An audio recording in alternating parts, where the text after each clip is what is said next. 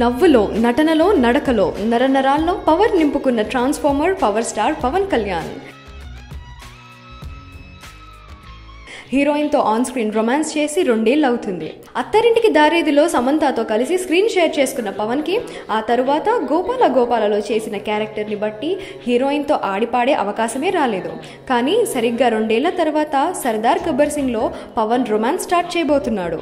అది కూడా తాను ఇంతకుముందు ఎప్పుడు యాక్ట్ చేయని కాజల్ అగర్వాల్తో. Pawan, Kajal first time act చేస్తున్న ఫ్రెష్ పేర్ కావడంతో వీరిద్దరి మధ్య కెమిస్ట్రీ ఎలా వర్కౌట్ అవుతుందో, ఆన్ స్క్రీన్ వీరి రొమాన్స్ ఎలా ఉండబోతుందోనని పవర్ స్టార్ ఫ్యాన్స్, ఆడియన్స్ ఇంట్రెస్టింగ్గా వెయిట్ చేస్తున్నారు.